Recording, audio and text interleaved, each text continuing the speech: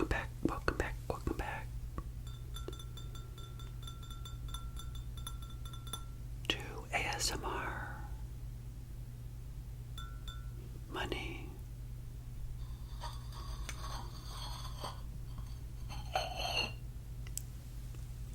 Mentor.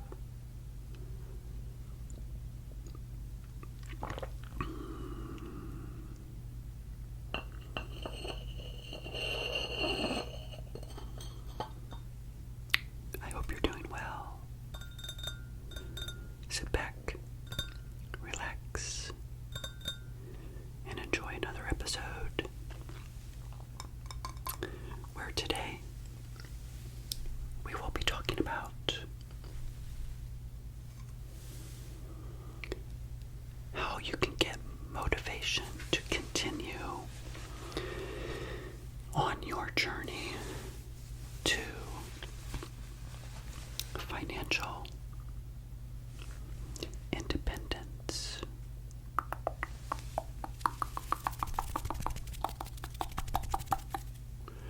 Assuming, of course, that's your goal.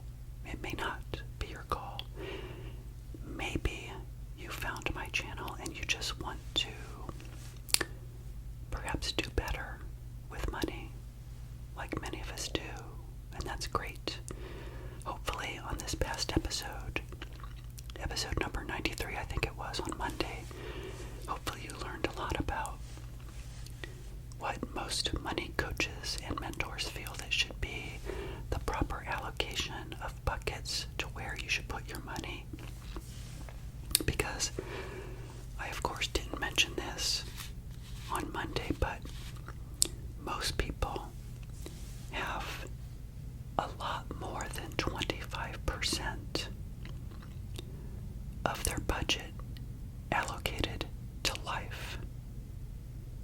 Did I say that right? They have more than 25% in their life category, I guess I should say, right? They probably have 40% or 50%, meaning food, utilities, and most importantly, fun. Wrapped up into that number, and that then means if you have more of a percentage to fun, that means savings and investing has to be lower, obviously, because we need to come up with a number that's 100%, right? And of course, I didn't mention it before on Monday, but if you take those numbers I gave you, those percents, that equaled 100%.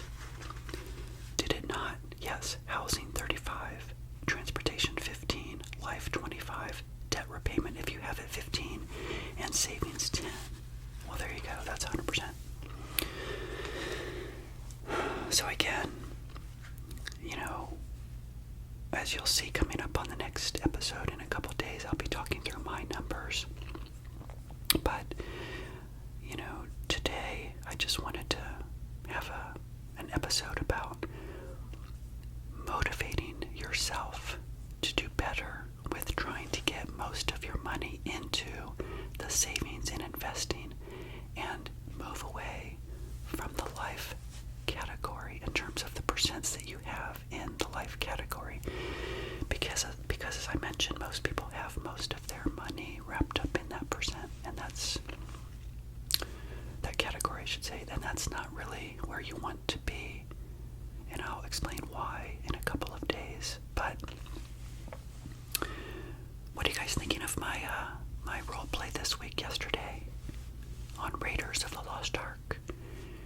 I think it's interesting because Indiana Jones, the character back in 1936, he left America, I guess, to go to South America to find his fortune and fame, didn't he?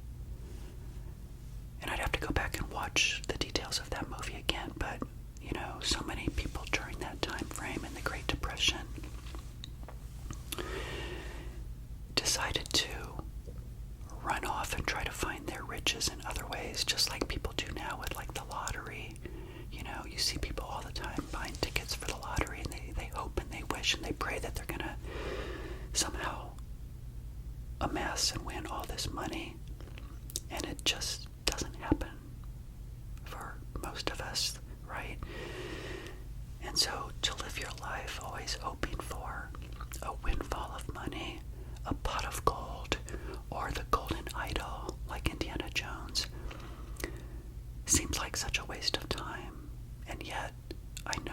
myself, I was a dreamer when I was much younger.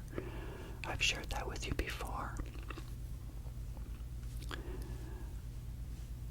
I really felt like I would somehow get lucky with money, that a job would come and I would suddenly be able to wipe out a bunch of debt, etc.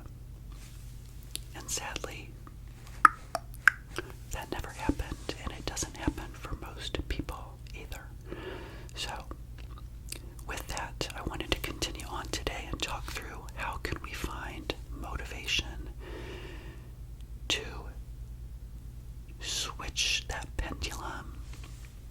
You know how in the role play I was doing those balls, those chrome balls, which, you know what, you may not have seen that yet. That might be tomorrow. Anyway, I think I'm sketching right now on yesterday's episode, but you know, we need to find a balance, I guess I'm trying to say, of finding our own golden arrow. Not golden arrow, I'm sorry, our golden idol. Or it could be a golden arrow too, right? Whoosh, into a target of a pot of gold. But, you know, we have to find our own motivation within us over the course of 5, 10, and 15 years to do better with money. So I came up with a list of 3 things that I wanted to share with you today in this episode. And the first one is, I want you to think about your future self. I mean, come on. I don't know what age you are right now. 25, 35, 45. 5 years is going to happen. 10 years is going to happen. 15 years is going to happen. And you don't want to get to those ages and be just as broke as you are today. So think about yourself in the future. It will come. And you want to look back and say, wow, I made the right choices. I have shared this before, but when I look at a 30-year time frame of my past, I was a train wreck for 15 years. But then I was a success with money in the next 15 years after that. So that's 50%, right? 50% bad, 50% good. Well, it's better than 100% bad, right? So you can change your financial destiny. One step at a time. Okay. So, number 1, again, think about yourself. Yeah, be selfish. We have to be selfish when it comes to money, not with material items per se, but when people say to you, hey, do you want to go on this expensive vacation? Let's all go here, let's all go there. When you start spending $10,000 or $20,000 on vacations, that does such a bad thing to your future self. I can't even tell you how bad that really is. And I know a lot of people say, well, I want the experiences now when I'm younger. I don't know. I just don't agree with that type of methodology and that thinking, because it doesn't give me much room for being able to have freedom in the future, because I don't want to be handcuffed to my career. You guys may remember one of my early episodes, episode number 3 or something, I think it was, back in February. Now that I've been producing this channel for about 6 months now, I think, I spoke of the golden handcuffs. Most of us are strapped, financially speaking, with handcuffs, like behind our back. Like that. I mean, think about it right now. Hopefully this is not you, but most people have so many expenses that they cannot free themselves of that debt. And you know what? I think that employers are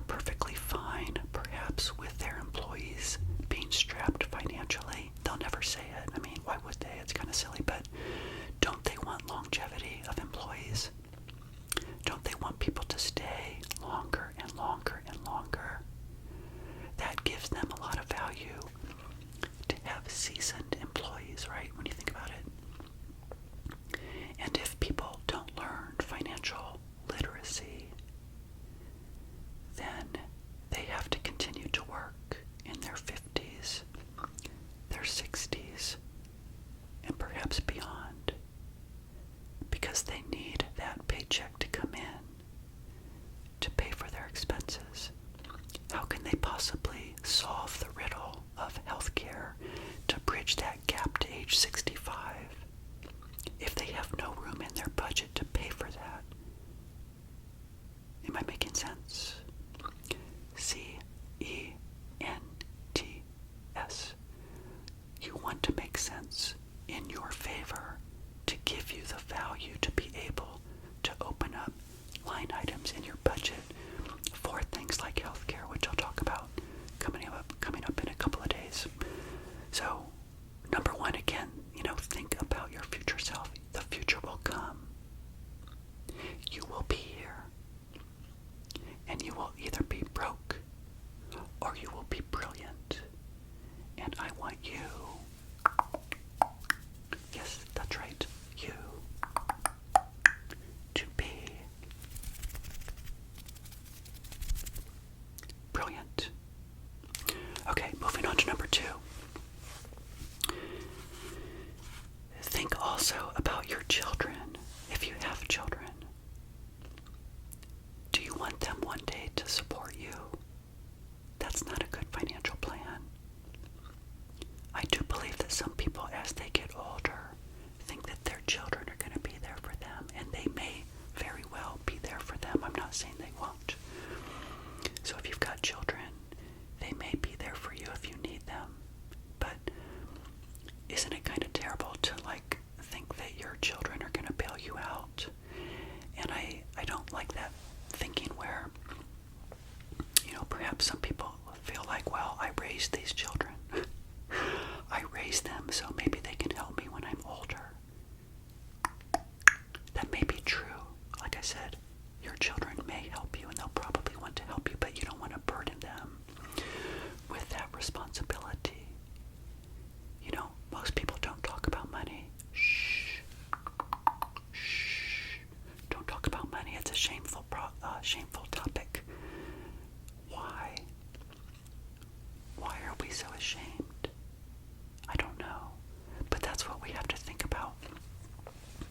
And again, for number two, to get motivation is to think about your children if you have them. Maybe they're 5 years old right now. Maybe they're 10 years old. Wouldn't you hate to burden them in the future to go to your child and say, you know what, I'm struggling, I can't make ends meet, do you have extra money you can give me? And maybe your children will do really well with money. Maybe they will have brilliant careers that you didn't have.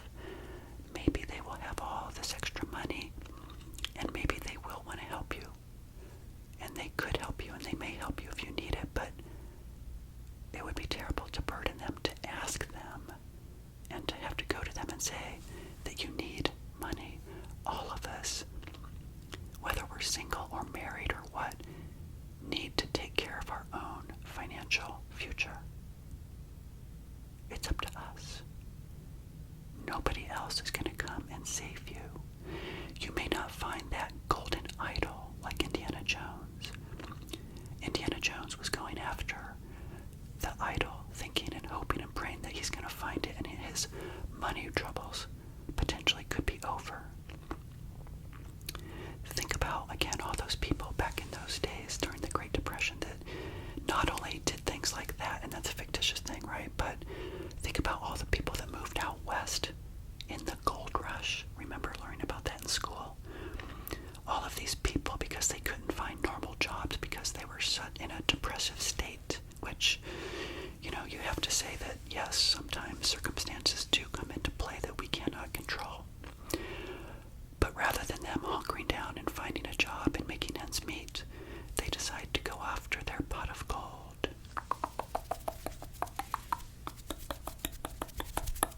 Out west to find their fame and fortune, and perhaps they did, perhaps they didn't. Most people did not. So why not find things instead in your life that are more attainable? Not only attainable,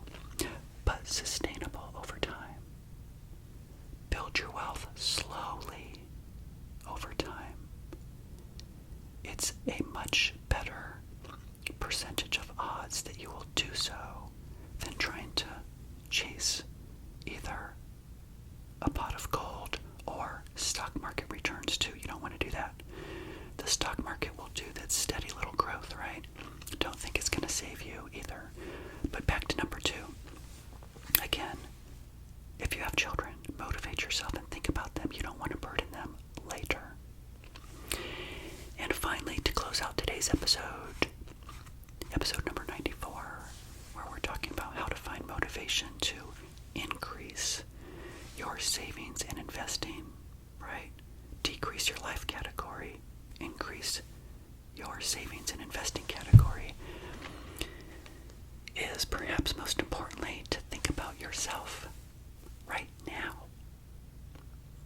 Not just your future self, but who are you? Who are you right now as it relates to money? Do you have a good relationship with money? Do you have a bad relationship with money? As you will see tomorrow in the role play, I don't want to give it away, but Indiana Jones faces something, so I'm going to zip it. So come back tomorrow and watch my role play with Indiana Jones, but he faces something. I don't want to give it away. But anyway, right now, think about your future. Your present self. Remember my episode, The Precious Present? It's a gift you give yourself. To live in the present moment, be honest with yourself and say, am I a financial train wreck right now? Maybe you are. Maybe you're not. If you found my channel, you just might like to talk about money, right? And hear things about money. Or it could be that you're struggling. And if you're struggling, just be honest with yourself. Start to tell your family and friends. There's nothing wrong with that. When I look back when I was age 29 and I had my bankruptcy, I was ashamed. I didn't want to tell anybody. That is very true. So don't do as I do, do as I say. I don't want you to go through the troubles I went through. So if you can stop yourself now, stop yourself now. And look in the mirror and say to yourself, what am I today as it relates to money? Do I have these skills? Am I financially literate? Do I know what to do? Some of you may not, which anchors back to the question that I had, where the person wanted to know what is the best